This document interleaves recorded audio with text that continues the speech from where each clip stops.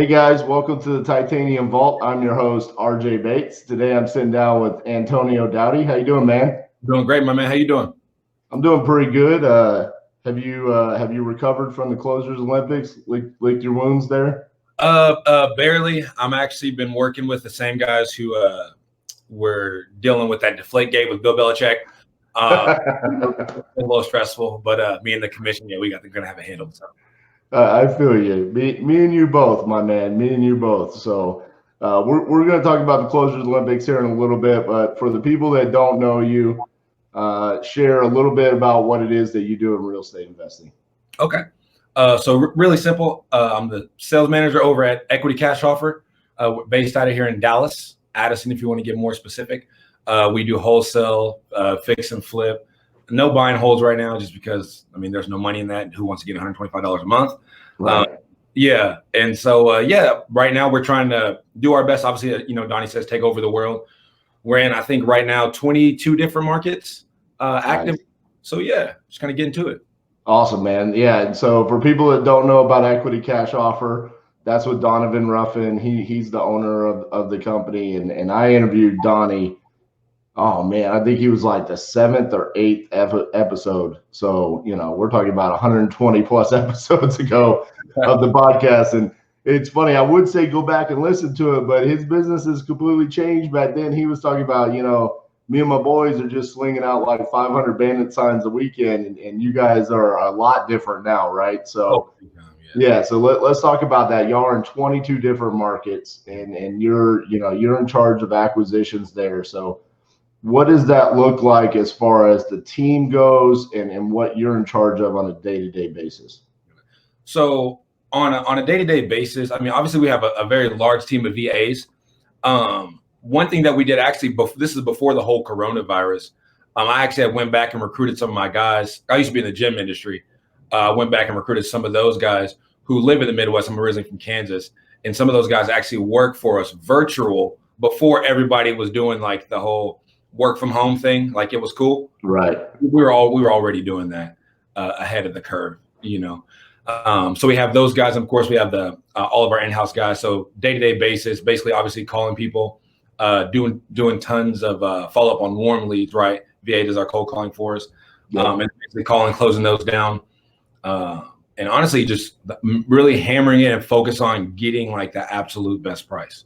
That's it. So I want to kind of blend the conversation here between what you and I both experienced. So for the people who don't know, Antonio was one of the 12 closers during the Closers Olympics, as well as myself. So we're going to kind of blend the conversation between our experience at the Closers Olympics as well as what we do on a day-to-day basis. And I think it's funny, right off the bat, you bring up follow-up with warm leads, right? Because during the Closers Olympics, we were expected to close deals. They said, the whole promo was 30 minutes, right? But for the majority of us, it was taking anywhere between 8 to 10 minutes to get someone on the phone. So let's call it 20 minutes to close a deal. Now, I'm not saying that's impossible, but on a day-to-day basis, how often are you actually closing a deal like that on the first call? Okay, we'll call it the second call, because they said these were vetted leads, and look, all of us closers kind of have our own opinions about how vetted those leads were. But let's say 20 minutes. How often are you doing that in comparison to closing a deal after your 6th, 7th, 8th, 9th, 10th follow up? Yeah, so like I tell my guys all the time, if you send me a lead to like run the ARV on, and you think, okay, this might be a deal, let me talk to my manager, right? And I look at that phone call and it's like less than 30 minutes. I literally won't even run it. Yep. Yeah. And I'm right there with you, man. They were talking about we have to build a rapport. And that was one of the things that I got nicked on. Everybody was talking about how aggressive I was during my calls. And I think the same thing for you, which we'll get to this later, but you were at a huge disadvantage going first. Just throwing that out there, But, building rapport is something that comes natural between a closer and a seller, and the closer reading how the seller wants the conversation to go, right? Yeah. And when you're talking about, you've got this shot clock in your face that you're looking at, I mean, it's like you stop caring about building rapport, and we were kind of unnaturally rushing those phone calls. So when you're talking about those 30 minutes, what are you really looking for from your callers? Like, what are you expecting from them to do during those 30 plus minutes? Yeah. So when they're over 30 minutes, the first thing I ask them before I even want to hear about, the property work, because none of that matters, right? All these sellers are gonna lie regardless. But I need to know who the person is, right? And why they're selling. I say, who is the guy, why he's selling? What can you tell me about him? And I'm not talking about, oh, he has a house and it's 1,200 square feet. I need to know his name is blank. He's from Colorado. He wants to move to X city, and he has $60,000 worth of credit card debt. Right. Those are the type of factors and things that I'm looking for, things that I can actually determine what his underlying value is that he needs. You know what I mean? Because when you don't get those things, you only get what I consider to be surface objections, right? Like, I'm a tired landlord. Like, okay, great. You were a landlord for the last 10 years. What changed? Right. I want to know, what was that changing factor that's making you even sit on the phone with this VA from who knows where that you can barely understand? Exactly. And I'll actually share a funny story about that. So, I consider it a heater on my first day in the Closers Olympics. I got two really good leads, two sellers that were ready to go. They were willing to make a decision in less than 10 minutes. That's how motivated they were. And it allowed me to get the verbal agreements, right? What no one knows about is that I actually had a seller out of California who's selling me a property in Alaska that somehow found out that I was a part of the Closers Olympics. And she was texting me during my first round. And she texted me and said, well, seeing that you're a part of the Closers Olympics, you must not be, what's up, Donnie? What's up? She said, you must not be that motivated to want to buy my property because I haven't heard from you today. Oh, no. And I actually had to convert that over, and I got her to seller finance the property, and we're in escrow right now, set to close on the 30th. Okay. But the funny thing about that is while I was talking to her, like you're saying, she had owned this property since the early 2000s. And this was an asset that she had bought that was for passive income, and she was viewing it as a part of her retirement. And the questions that you just brought up right there is like, what changed? Right. Why are you now today wanting to sell this? And then that's when she came out and said, well, I found some land here in California that I really want to buy, and I want to do this with it. And I don't want to own anymore in Alaska because I'm kind of done with that aspect of my life. And just really coming out with those details where it's like, now I fully understand how to solve her problem, right? And this, people that have listened to my podcast have heard me say, we don't buy houses, we solve people's problems. But this is what I'm talking about, where it's like you're saying it's going to take that 20, 30, 40 minutes to get to that where you really actually know what the problem is you're trying to solve, and not just taking that surface level, first answer that they give you, which is, I'm a tired landlord. What does that actually mean? Yeah. Exactly. So I appreciate you bringing that up. But so when you are working with your team, how often are you actually just analyzing what your team's doing in comparison to you're the one on the phone and you're the one actually trying to close deals? So I do both. I probably spend 75% of my day on the phones. The other 25 is analyzing their deals. But I train them a lot different. They're not pre-analyzing deals or doing what people consider to be pre-work, right? They're not looking about the property, doing all this research, and then wasting time calling someone who doesn't pick up, right? Their goal is to get the best price. Once they get that same price 3 times, then they kick it over to me, and then I just go ahead and just run the ARV while I'm already on the phone with somebody else. Gotcha. So when they're on the phone, are they getting off of the phone and then calling them back to make an offer, or are y'all keeping them on the phone and you're making an offer right then and there? So if they have to make an offer, I have them do it on the phone. I try and train my guys to not give an offer at all costs, and only because every time, like, I know people believe in like anchor prices and ranges, right? Mm-hmm. But I'm so, I wouldn't say selfish and greedy, right, in my own sense, but I just know that if, let's say I anchor you at 50, right? I like 49, 48, 47, 46, 45. You're costing the company money. Don't do that shit on my time. I don't care what book they read at. That's just how, So if they have to give one, I prefer them to give it on the phone. They just message me in Podio. I run it real quick and then we go ahead and do it. But like in my mind, if a customer doesn't have an idea of what they want for their property, they're not really that motivated. They're just fishing. They're just gonna waste your time. So let's use this scenario because I think this is more common than anything, especially when you're talking about right now, there's a certain level of training that you've given your guys. And so maybe they're a little bit more talented than some of the people listening to this. And I mean that with no disrespect. Mm-hmm. There's a lot of people out there that just haven't taken the time to make this a part of the craft, right? Yeah. Like that we've spent years getting better at this. So let's use this scenario because I think a lot of people listening are like, that sounds great, but I run into this scenario a lot. Okay. Right off the bat, you know, say you're running your numbers and it's like, look, the max I could offer would be 50,000. And the seller just comes right out and says, I want 75. What are you telling your guys to do there when you're saying don't make an offer?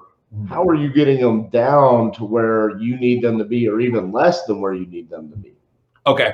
So a lot of times when they're giving you that number, right, when you're saying, you know, what's the absolute best, whatever you'll sell to me for, right?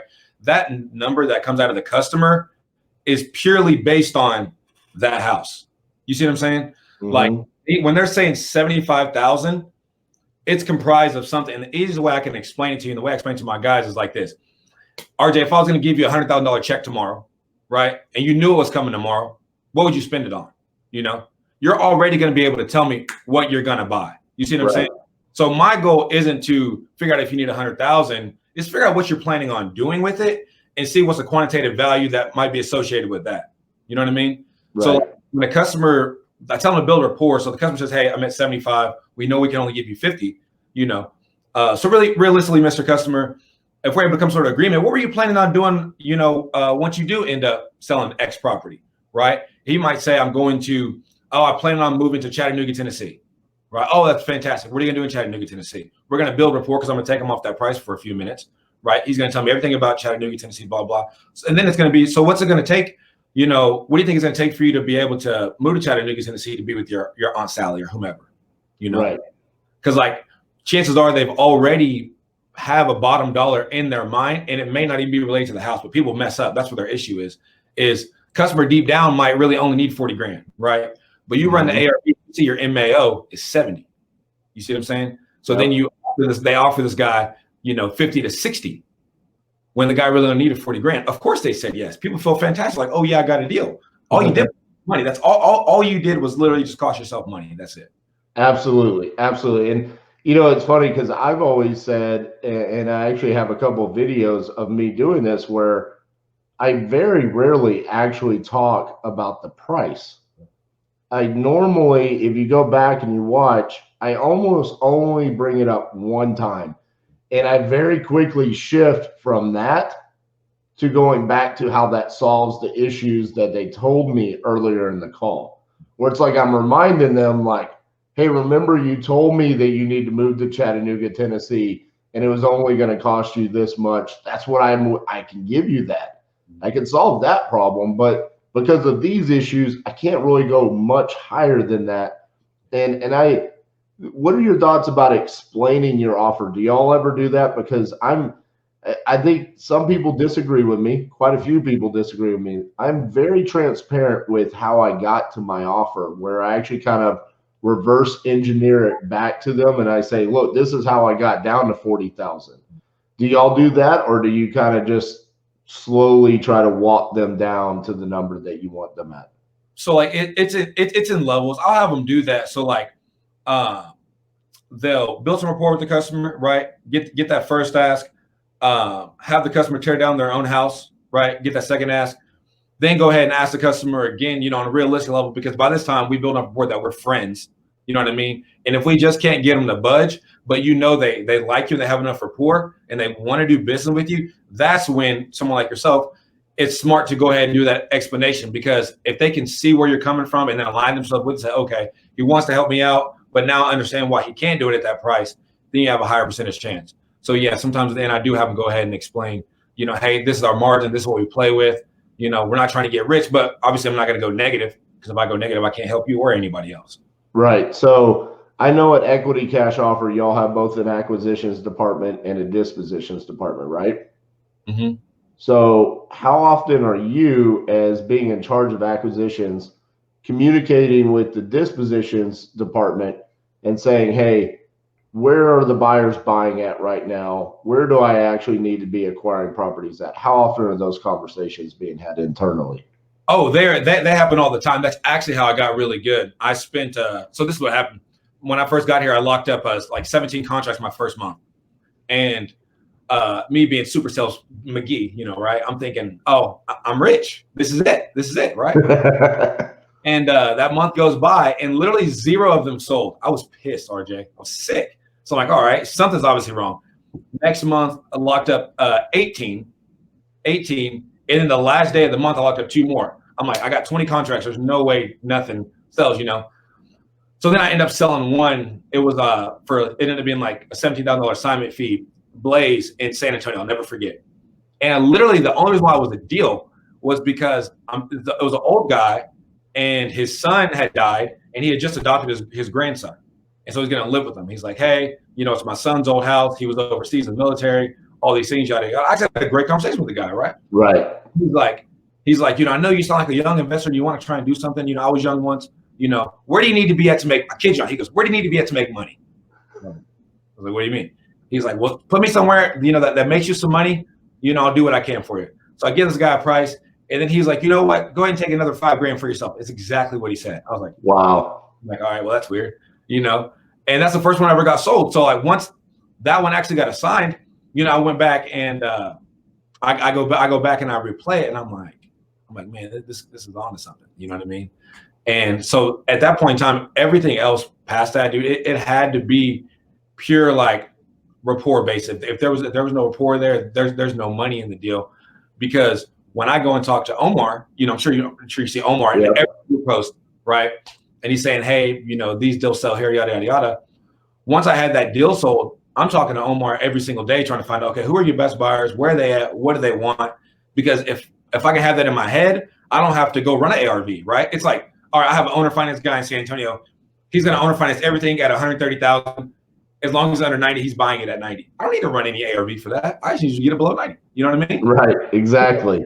It's easy. And that's why I wanted to bring it to that point because, you know, I think so often we get in this formula-based acquisition where it's like, you know, the 70% of ARV minus repairs. But if you know you have a buyer at a certain price and you know that they're looking in this neighborhood, you just got to go and get your spread. That's what you're looking for. Right. And you're solving your buyer's problem. Like that's what they're wanting. They want deal. They're telling you exactly what they want. And it's very key to have that. So, you know, for the people that are listening that are, you know, smaller shops where they don't have maybe acquisitions and dispositions, maybe they're a 1 or 2 man shop.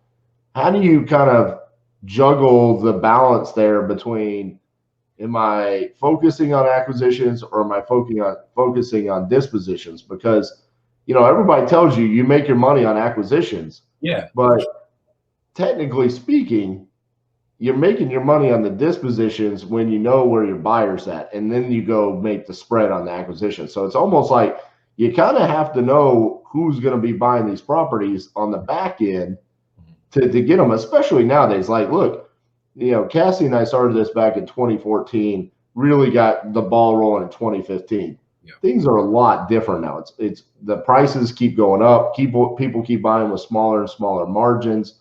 COVID has kind of changed that a little bit, but it's highly competitive now. And I'm not saying it wasn't competitive back then, but it's more competitive today than it was back then. So for a smaller shop, where should they be spending their time as far as acquisitions and then dispositions and kind of balancing that, knowing where their buyer's at and where they should be trying to buy their properties at? So I'm obviously super biased, right? Pro acquisitions, you know, for the life. Like I'd probably get it tatted on me if I did tattoos. But if it was me and I was a small shop, I'm going to focus on acquisitions. And it's only for one reason, for one simple reason. I've never sold a Ferrari a day in my life. Never sold a Ferrari. Never sold a Ferrari. Never driven one. Sat in plenty of them. Never drove one, right? But if I happen to have a Ferrari for 10 grand, okay, I don't need to be the greatest Ferrari salesman for someone to buy it from me, because someone who has no Ferrari is going to buy it and they're going to see its worth. You know what I mean? So my goal, if I'm just a a small shop is to get a property as close to zero as possible. That should always be the goal. It's you versus zero, right? The further it is away from zero, the harder it is going to be able to sell. The closer it is to zero, the easier it is to sell, right? And it's always going to be at least worth something, you know? So if it was me, I would just really focus on learning how to get properties, not just lock up contracts, but how to get them as low as possible. My whole goal has to be get them as low as possible. It comes in and it looks like it's already a deal. Fantastic. Get it lower, right? And after that guy even says yes, I number, even try and get it even lower than that, because it's going to make it easier for whoever dispose your deal. Because you can always go and find somebody to sell your deal, right? But it's a lot harder to find somebody to come and just acquire one for you. Absolutely. And I love what you just said. It's you against zero. Because I'm telling you, man, that's a mindset thing of an acquisitions person, that every acquisitions person should be at. Like, hey, we're starting at $1. Okay, that's our initial offer. Because I can't tell you how many acquisitions people I've had come to me, and they're like, hey, we got a deal. You know, they want 150,000, and right off the bat, I'm kind of like, but is that a deal? Right. Like, right off the bat, like that doesn't sound like. I mean, if we're shooting for properties with less than 250,000 ARV and we're buying at 150, I mean, I'm just doing math. It ain't like we got a home run. Yeah. I mean, you know what I'm saying? Like, where are we at? You know, like I'm like you, man. Like, I had somebody from out of town. They called me and they said, hey, I've got a lead in Dallas. Can you run comps for me? Tell me where we need to be. And he said, where do you think? And it's funny because of your poster in the background. He said, where do we need to be? And I said 23,000. He was like, RJ, the ARV's like 250. And I was like, yeah, if you get it at 23,000, we got a hell of a deal on our hands, right? You know, that's kind of where my mind goes. You know, it's like, what do you mean? Where do we need to be? Like, get it as low as you possibly can. That's the whole point in acquisitions. And I will say this about the Closers Olympics again. That's the one thing I wish all of us would have done a better job. I wish the clock really played an impact on this, but none of us were going for the extremely discounted properties. Yeah. Like you and I will do that on a daily basis. Like we're going to shoot our shot and try to get them deep, right? Yeah. But we're not going to do that when we got 7 minutes left on the clock and we're in a competition, right? So that was a downside to the competition aspect. So let's talk about that, where you buy really deep, because I think this is one of the issues that I see with people. You know, I talk to them, and it's like, you know, my average wholesale fee is, you know, $12,000. And I'm like, well, let's stop right there. Like, let's get that higher. And how do you get that higher? You buy deeper, right? So mindset wise of going in, and I know we've kind of touched base on this a little bit, but it's like, how do you really get the guys to realize, like, if you're telling them that it's okay to lock it up at 70,000, how do you get that guy to go out and try to get it at 50,000 or 40,000? How do you get those big monster assignment fees by buying extremely deep? How do you convince them to do that? Okay, so what you have to do, right? You have to go contrary to popular belief. One of the advantages I have is that I didn't read any wholesaling real estate books, right, before I started wholesaling, because all they do, sorry for my language, is they mind fuck you, right? Yep. Some old guy whoever wrote these books, chances are, if they were poor a long time ago. Okay. So they probably forgot how to be poor or how poor people think, which is the most important thing ever, right? You see books called, you know, Think and Grow Rich, how to think like a rich person, blah, blah, blah. You need to understand how poor people think, because if you understand how poor people think, it wouldn't be hard for you to offer somebody 40,000 who has $0. You know what I mean? So what I have my guys do is so that they don't have to worry about, you know, offering too much money, is I don't allow them to get on Zillow. They can't get on Propelio. They can't do any shout out to Propelio, right? They can't run the ARV before they're done talking with the customer. You can't do it. It's not allowed, right? If I catch you on Zillow or on the phone with the customer, you're doing push-ups right in the office. Nice. And the reason why that is the moment, like right now, RJ, like if I told you, all right, the ARV of a house is 250,000, right? What's the minimum the customer's going to take? In your mind, a number's going to click already. You see what I'm saying? And it doesn't matter how good you are, even if you're RJ, me, who cares who you are, right? It's a natural reaction. But if you know how people think, you can eliminate that. So if I don't know what the house is worth, I don't know what to offer you. By the way, the number that popped up in my head was the minimum, like the lowest they'll possibly go is 100,000. You see what I'm saying? So already there'd be no way that we'd be able to get that for 70, 80, 25, 35, but and who knows what's going on with that person. Right. People are telling people, this is what they're telling people is to make sure they're doing all, and this is contrary to popular belief, unpopular opinion, right? I'm super toxic because I just tell the truth.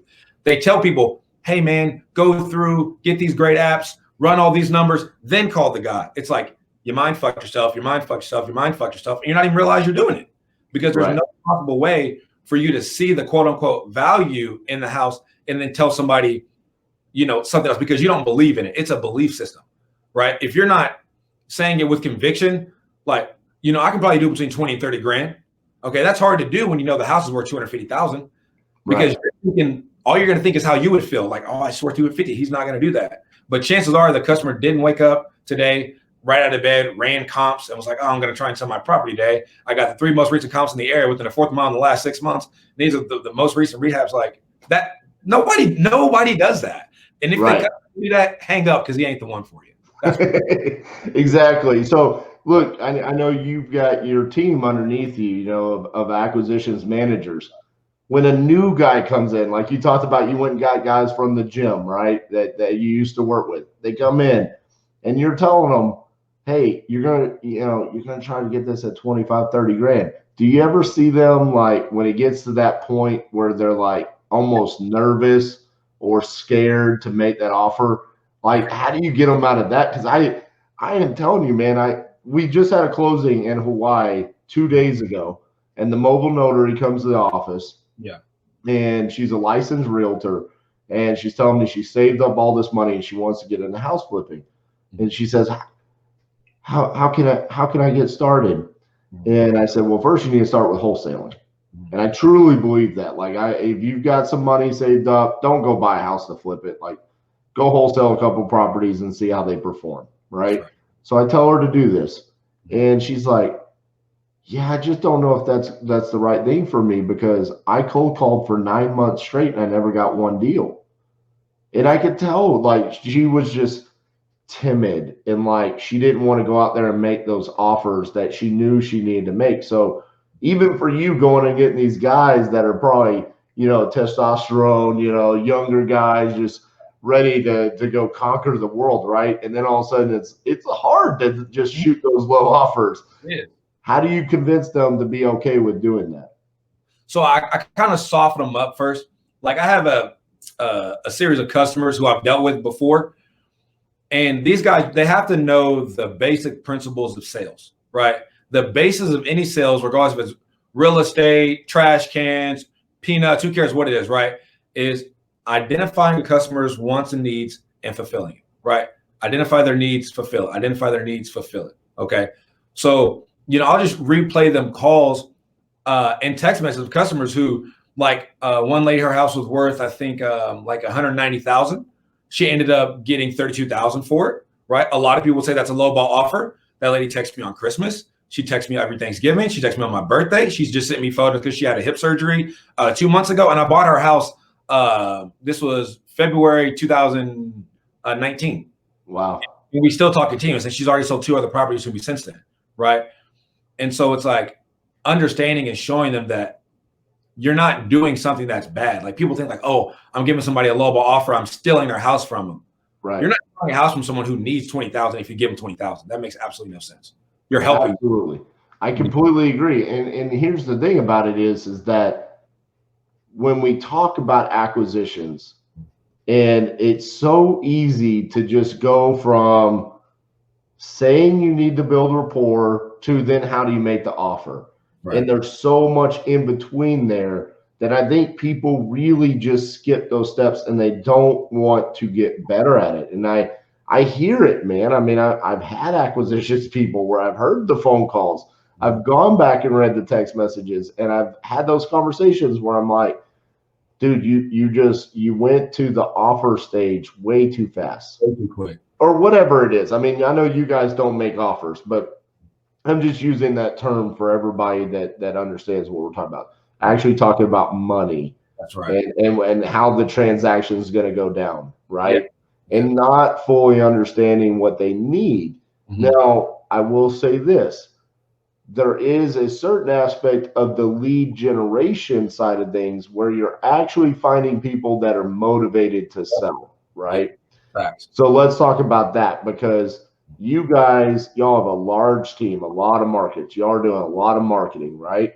Yeah. How often are you, as the acquisitions person on the phone, cutting the seller and saying, this person's not motivated. Yep. We're not going to get where I need to be, so I'm moving on. How often are you doing that? I do that all the time, like clockwork. Like if I walk on the sales floor and I hear you talking to somebody and it sounds like a dead end, we're getting out of there. You're wasting it, right? Some people they think that just because this person will talk to me and they'll entertain my conversation, building rapport, it's going to be a deal. Absolutely not. Absolutely not. You know, a lot of people are nice. Everyone will sell you their house, right? Anybody whose house is worth, it's a fuck shack, we like to call them, or somewhere in the ghetto, and I'll offer you $1 million. Every single customer wants to sell me their house. Right. So I'm not giving kudos out for someone wanting to do business with you. Okay. You give anybody 3 times what their value for, they're going to want to do business with you, unless you're just a jackass. You know? So it's like when you're on the phone with these people, you got to be able to understand within probably the first 8 to 10 minutes. I know it seems like a long time, right? But the first 8 to 10 minutes, enough to build rapport, because at first number they're going to give you is automatic trash, right? Yeah. I need to build at least enough rapport to get at least a realistic number. Okay. If I became your friend and you still give me a shout out number, this might, and I'm not saying you're never going to be a deal, but today might not be the day, right? It's like a used tire salesman, right? Might call you today. Hey, do you want to buy some tires? Nope. Want to buy some tires? Nope. Want to buy some tires? Nope. But follow game is strong. You pop your tire and I call you back. Hey, you want to buy a tire? Now that day you might want to do business. Right. But we get to that 8 to 10 minutes. He's not there. We set that follow up. You know, I'm going to try you back in 48 hours. If you're not with it, try you back one more 48 hours. If not, after that, I'm going to set you up in a week. And then we're going to put you, and we're going to have a lead manager hit you up every once in a while. Hit you with a text blast. Exactly. Right. When I'm done with this podcast interview, I've got to go find out what we're going to offer on a deal in Cincinnati that we've basically been following up for 2 months. Yep. That's and all it's been is objection. We're going to get a realtor to come over. We know that repairs need to be done. We'll take care of the repairs. We're going to get bids on the repairs. All of this back and forth. And to be honest with you, at some point in time, it was almost like, all right, we're wasting our time. Like they're not motivated. Right. Well, sure enough, guess what she did at 4 o'clock in the morning? Mm-hmm. She was hitting up the lead manager, sending a text message. I need to sell right now. I need to, you guys have been following up with me. What are you gonna be willing to offer me? That's what we're talking about though. Because now I know everything that she's told us so far. She was going to talk to a realtor. So she's done that, right? Obviously, the realtor went over there and told her, I can't sell this. It's got way too many repairs needed. So then she told her she was going to get repair bids and she would just take care of it herself. So obviously the repair bids came back and were way too high. Yep. So she can't do it. So now I know we're her only option. Mm-hmm. Now what do? Now we know we can go real deep. Yeah, deep. Right? Now the conversation, this is where the closers come in, right? Mm-hmm. Now we come in and we have the real conversation about what do you need this money for? Like, what do you actually need, right? Because you obviously didn't have the money to do the repairs. You can't sell it on the market. I'm your solution. Where do you need to be? And this is what we're talking about. And so, I think it's funny because so many people are, obviously, we had 1,000 people watch the Closers Olympics, right?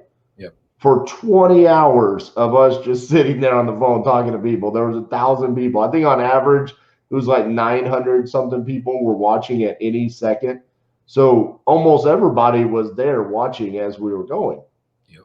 Why is this such a, why do people struggle with this aspect of the business? Honestly, and I'm curious about this because this is not something that I feel like this is what we do. I don't feel like we're anything else than people that are coming in and acquiring properties at a marketing company. So why do you think that this is such a struggle for certain people? I think it's a struggle, honestly, because people get too serious, man. They get way too serious and they lose the human aspect of it. Right? Like when you understand that humans have everyday problems just like you, no matter who it is on the phone, right? Regardless if they have $1 million or $0, right? Everybody has problems in some aspect. And at any point in time, whatever our problems are larger than everything else. Things don't matter. You know what I mean? Like you ever stub your toe. At that point in time, nothing else matters except for that toe, because you stubbed Right. it hurts so bad, right? People are dying everywhere. People dying of coronavirus, but you stubbed your toe, and and so I think people have a hard time because they're serious and they forget to ask people about the stub toe, which is actually making them do anything. Right. And I'm worried about being serious, being a really smart real estate investor, being super educated, right? And they want to just know so much and be a freaking know-it-all when it's a people business, right? Let me talk to you. Let me be your friend. I know we have some commonality. If you love the Chiefs, I love the Chiefs, right? And then we just go from there, and then you'll want to do business with me. You know, try and make people do business. Like they have to want to do business. And it's funny. Like, let's talk about how you ended up being on the podcast. You and I didn't know each other before the Closers Olympics.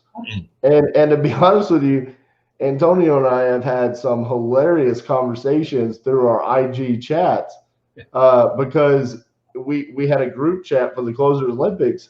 And I think we could both just tell, like, hey, dude, we were trying to make people laugh. We're cutting jokes, making fun of everybody. That's how I approach my everyday, even acquisitions, man. I know that things are going right when I'm laughing on the phone and the other person's laughing on the phone. They're in the bag. If we're not laughing and it's just dead serious, man, to be honest with you, I'm a little bit uncomfortable. Yeah. I'm like, what's happening here? Like, why is this person so? Because I'm trying to make them laugh. You know what I'm saying? So, I think it's very important that people understand that they need to relax. But I think people struggle with that. So, what are some of the things that you can do for, like, when you train your guys? Like, how do you tell them how to relax and just kind of become themselves? I'll share a story about your boss, Donnie. He always talks about how much he doesn't have a good personality, which, by the way, I think Donnie has a great personality. I think he's hilarious. But he talks about how when he did door-to-door knocking sales, he always tried to make them laugh before he came inside to close the deal. But he was so awkward, he thought they were laughing at him, not with him. Yeah. But how do you get to the point where you're convincing your guys that maybe are a little bit uncomfortable because they're not experienced, to like kind of slow down and try to add some humor and build that rapport that way? Yeah, so we focus on the most important part of the conversation, right? It's going to be the introduction. Okay, that first 2 to 3 minutes is going to make or break, the whole tone for the conversation. Now, a true closer, you can blow it in the first 2 or 3 minutes and then recover, right? But the average guy, you blow in the first 2 or 3 minutes, you're hearing something that sounds like this: how much can I get for my house? What do you have to offer? I don't have time, right? Just text me an offer. So we play certain games like ABC icebreakers, where we just write letters on the board. We scratch it out, and then you have to start whatever sentence you're going to say with that letter. So like if it's B, it's like Bert Bonanza here. How you doing? My name is, like little things like that to get the customer laughing and start it off from a different standpoint. Because when you get these free scripts, right, and they say, hi, my name is Chuck. I'm calling by your house over on 123 Main Street. It's the whole goal is to Trojan horse, right? Because when you think like simple psychology, okay, when you get those robocallers and it's like, hi, I'm calling about the health system, blah, blah, it's instant jam, right? Instant. And saying, hi, I'm calling by your house on 123 Main Street. Okay, great. 95 other wholesalers called this guy, said the same thing, okay? It was all boring. They didn't want to hear it then. And not to mention, they already know what you're talking about, Yep. So we try to get what's familiar. So like, for example, if I'm going to call my best friend, like Jeremy, I'm never going to call Jeremy and say, hi, Jeremy, it's Antonio. How are you doing today? Right? This what's up, Jeremy. How you doing? Like, that is how I talk to him. That's how you would talk to your customers, because you want to get about 2 minutes in before they try and figure out, wait, who is this?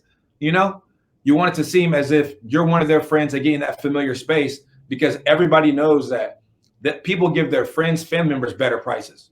Yep. Like, you're going to give your grandmother a better price than you are some stranger, for who cares what it is, just because she's your grandma, right? Because you know her. You want to get in that same friend space. And so we train them to do it as quick as possible by doing things like having good icebreakers. Even if you're corny, have one or two that you can just rotate in between, right? And just rattle that thing off until it works.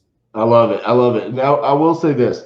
So for anyone that heard my interview with HBHS guys down in San Antonio, we basically broke down my aggressive strategy and techniques that I use. And I used the going straight for, hey, I'm calling about 123 Main Street, and I want to buy your property. Now, going into the Closers Olympics, we were told that we were just the closers, and these were warm bedded leads. And so I approach it much differently than if I'm cold calling.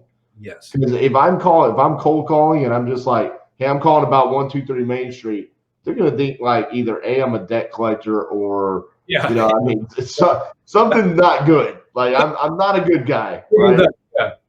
Right. So it's interesting how you can kind of tweak things. And look, we saw that across the board. I mean, Steve Trang was the master of being negative, right? I mean, right off the bat, he's like, I probably didn't catch you at a good time, right? You know, over and over and over again, just he was always pulling back and negative. You don't really do the negative very much, do you? No, I try not to. I try and, like, if I'm saying anything that might sound negative, I'm always laughing when I say, like, oh, fuck you. It's very mass. I'm joking, but you're gonna get my point. You know. Right. And look, man, did y'all end up getting the deal that you were trying to close? Yeah. So the guy that was going through probate. Yeah. So, see, and that's the thing about a good closer. Maybe you didn't get it during your round in those, 18 minutes that you had left when you finally got them on the phone, but you eventually got the deal. And I think that's very key for us to explain that through all of these conversations that we're talking about, it sounds like we're talking about one conversation, but we're really not. This majority of the time, you're going to have 5 to 7 conversations with this seller before it finally gets around to closing the deal. Unless it's just like, hey, a laydown scenario where it's just the ideal perfect storm. But majority of the time, it's going to take multiple phone calls where you're building that rapport, fully understanding their situation, making sure they're in the right position to actually close their property, I mean, a lot of times people will tell you, and it's facts, like a probate situation, like, I can't sell it today. I mean, I'm interested in talking about it, but I can't do anything for another 6 weeks. Yeah. It doesn't matter what kind of closer you are. That's just the reality of like life and law, So being a good closer, building that rapport, and look, understand that there's times where you think you've built rapport with a seller, and then you call them the next time, and it's like they don't know who you are anymore. It hurts. It does. And you're like, but man, I thought we were laughing and joking, and they invited me over for coffee, and so understand that you just, every time it's like a new performance, like you're right back on stage. So let's talk about the before we wrap up here. Let's talk about the Closers Olympics. What were your overall thoughts about it? Did you think it was an enjoyable experience and educational for everybody? I thought it was very educational. That's one thing I thought was cool. I thought it was very entertaining. I do like that the drama unfolded for it. That was pretty cool. Right. The whole concept of the Closers Olympics, I think, is badass. It's super badass. But I do think obviously there's a few kinks that need to be worked out. A couple chinks in the armor. But overall, as far as the experience, being able to call the people's leads, I think that's great. I think people got a ton of value from that. And if they didn't take any value from it, they need to go back and watch it again, because the value's there, right? It's about what you can take and what you apply. People who just watch it and don't apply any of the methods that they learned, that's on them. But if you're smart, you're going to watch it, take every piece. I mean, you can literally plagiarize people's words. Like, if you like what somebody says, take it and say it to somebody. Chances are it's going to make you some money. Absolutely. Dude, I did it during the calls. I mean, I was literally using, because I went 5th in day 1. So I watched you, Steven, Aaron, and then Steve Trang. I mean, I was literally using some of the stuff I watched you guys do in y'all's first couple of rounds. I will say the most underrated moment of the Closers Olympics was something you did, which was, and I can't remember exactly what you called it, but it was 30-minute realty. 30-minute realty, yeah. 30-minute realty was like one of the most epic moments of the Closers Olympics, and no one talked about it. I think it was because you went first, and it was like the day just kept on going. But man, that was an awesome moment, because obviously, guys, we only had 30 minutes to close. And so, Antonio was saying, "Hey, I'm calling for 30-minute realty." I thought that was hilarious. But outside of that, who did you think that provided something that you learned, or just a technique or something that they said that maybe you've implemented since the Closers Olympics? Or was there any? Because I mean, look, hey, we're all kind of like, we've got our own ways of doing things. I know. I'm super like pro me, right? But here's a good thing. Every great can take something from somebody else. You know what I mean?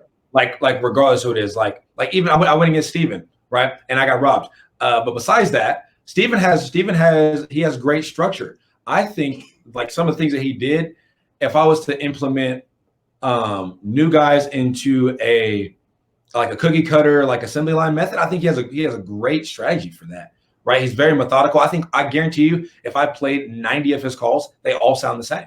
Yeah. Right. But at least, you can get predictive results, from things like that. So I thought that was great.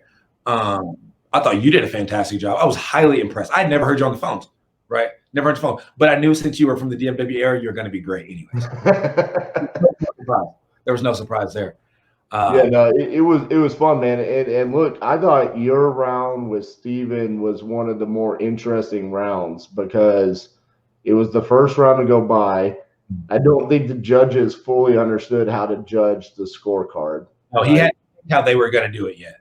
Right. And then also there was this was the first, and look, I'm gonna preface this before I go all in on Carlos. Okay. I love Carlos. I'm gonna be seeing him next week. Yeah. He's my friend, so I can say whatever the hell I want about him, okay? Great guy. This was the first awkward moment with Carlos. He struggled. He had a tough showing at the Closers Olympics. Yeah, like, he started coaching Steven during y'all's round. Yeah, super. I was like, wow. So that's what I wanted to ask you. Like, what were you doing in the background while Carlos is like, Steven, say this. Steven, do this. I'm like, at first I was curious if everyone else could hear it besides me. I was like, maybe it's like a private chat where no one can hear it. Then I realized it was live and everyone could hear it. Right. And I was like, all right. I was like, maybe someone's going to say something or they're going to cut it off the air, or do something like that. But it just never happened. And then I was like, wow. I was like, I mean, it's very, very, very, very, very hard to win if they're coaching the guy to say, hey, this is what I want to hear you say. Go ahead and say it. I'm like, so there was a funny moment in my second round. So Brent Daniels didn't think that I could hear them. And Brent is trying to like do their commentary to the audience, right? And he's like, and I can't remember what he said, but he was like, at this point in time, like in his golfer announcer voice, like, at this point in time, this is what I would say. And I literally repeated it, and Brent's face is like, he's like, you can hear me? And I'm like, yeah, I can hear you, bro. But thanks for the tip. That was a good one. And so it was, look, there were some moments in the competition that is like obvious that, the scoring was a little bit rough. Like, I think Brent gave you some points for getting a contract when you didn't get a contract. I think he did the same thing for Steven. But I will stand on record. I love Steven. I thought you won the first round. Sure. I thought you were going to win the first round. And it's not anything against Steven. No, great. I said this before, and I'll say it again. The people that I did not want to face in the first round were people that all they do is acquisitions all day long. Yeah, totally. I was like, give me these bougie CEOs that sit around and worry about all this other shit. Like, I don't want to worry about the dude that's just like a freaking assassin on the phones all day, except for Andy. He's trash. But no, I'm just kidding, Andy. Not really. But anyways, so there were some fun times in the Closers Olympics. I very much look forward to seeing how they make some changes moving forward. Hope that you and I both get to participate in it next year. You also had kind of a weird circumstance where Donnie was supposed to participate, and then when Donnie saw that I was actually in it, he realized he was going to get his ass kicked, He couldn't even win in his own city, much less in the competition. So he booted himself out and threw you to the fire. What were your thoughts when he came to you and was like, hey, do you want to do this competition with all these people that are known? I mean, let's be real. Yeah. Most people did not know who you were before the Closers Olympics, right? Yeah, for sure. So what were your thoughts about that? Well, I mean, if he ever asked me, like on the real note every day, like I know their shit is nothing personal. Let me disclaimer. I love everybody. Everyone's great. Everyone gets money. That's what's important is that they get money. Now, reality, right? I think all their shit is super watered down as fucking lame. That's what I think, right? Because they've all, I mean, if you really think about it, if you said, catch them all one-on-one. Hey guys, how'd you learn about wholesaling, right? What were the books that taught you? Okay, how'd you do it and blah, blah, blah. Okay, you ask them all one-on-one. You take all of that information, put it together. It's all going to be the exact same. It's all going to be the exact same. So you can tell like their preference and their styles because that's what they would say, right? It doesn't mean that it's the best way. Okay, it's just how they learn. So they assume that it's the best way because they don't know anything else, right? But my thing is babies, they drink freaking formula, okay, and think it's the greatest thing at that time, okay? But they don't realize that steak is out there, all right? They go sell their formula. I'm going to continue to eat steak, and that's literally how I feel. So I felt no pressure. That's why I wanted to go first. I'm just like, regardless of how they feel, they're not going to pass around a second round just because you can't have a no-name person, right, destroy you. You can't do that. It's too risky. Too much money at stake. Okay. But I did know one thing though. For me to advance, I knew I had. That's why I was disappointed.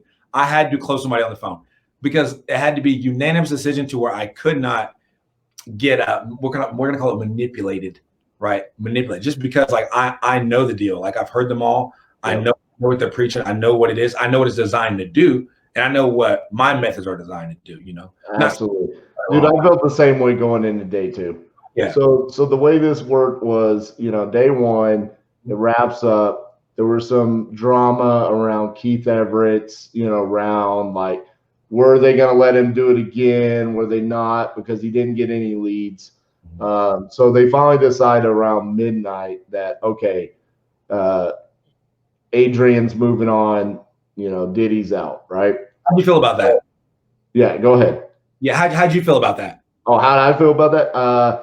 I thought it was the right decision.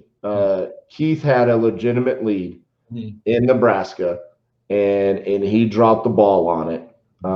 He's, you know, the guy asked him, "Are you here local to Nebraska?" And he said yes, and he should have said no.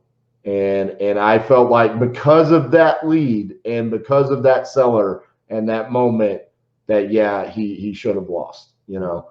So I think it was a tough decision though, because everybody wanted to see Keith do his thing, and that was like his one chance. But let's be real, there was other people that only had one chance. Aaron Bevins only had one chance as well because he was hand dialing. Yeah. So I thought that was fine. So anyways, they let us know at midnight that Adrian's advancing, and they're like, all right, guys, we're gonna figure out who's going against you.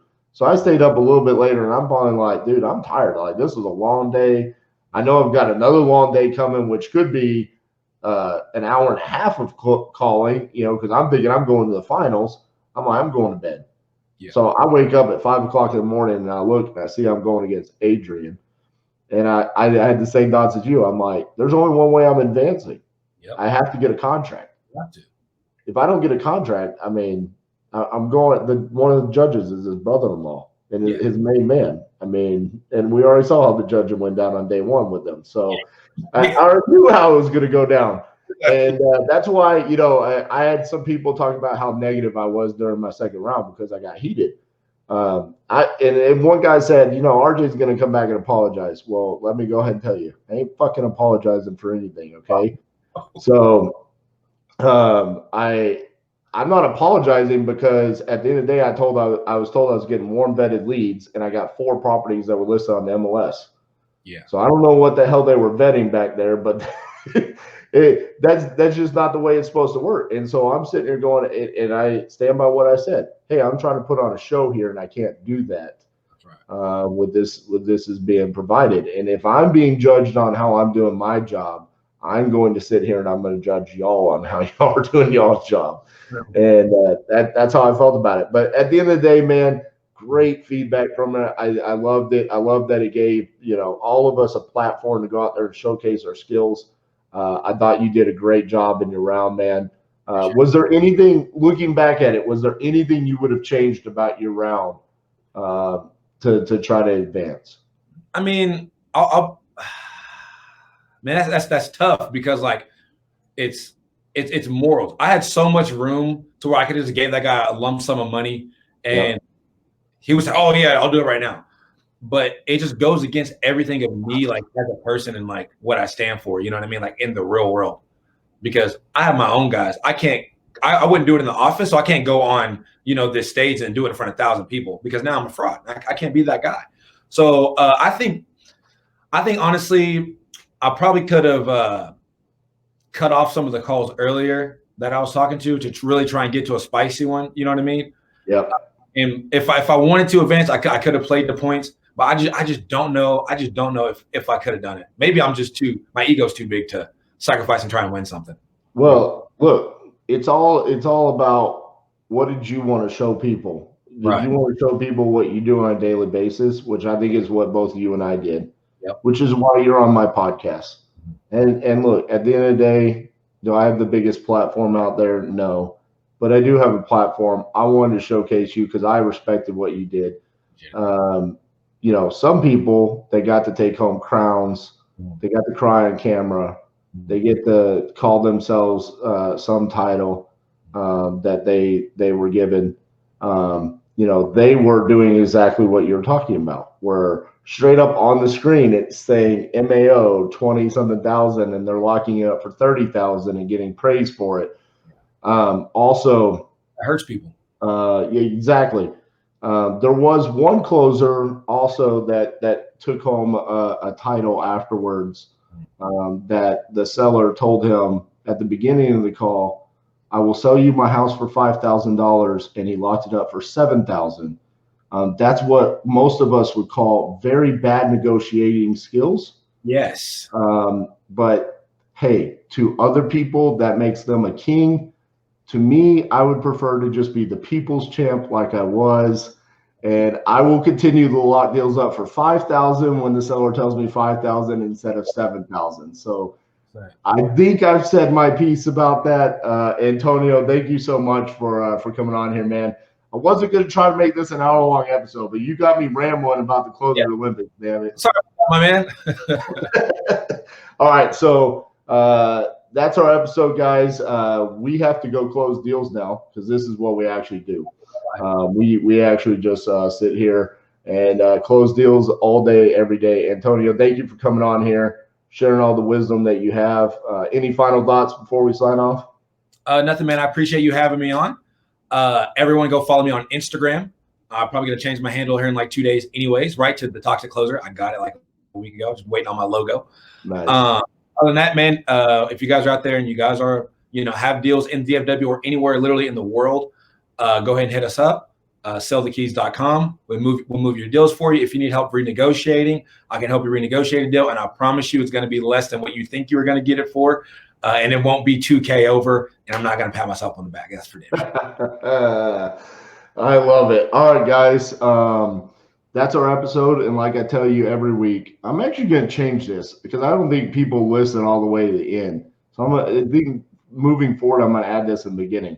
I only accept 5-star ratings on iTunes. If you want to give me anything less than 5 stars, go find the All In podcast. They really like things at 2 stars. Give them 2 stars. Give me 5 stars. And if you're watching on YouTube, make sure you hit the thumbs up and the subscribe button. All right, guys. See y'all next week.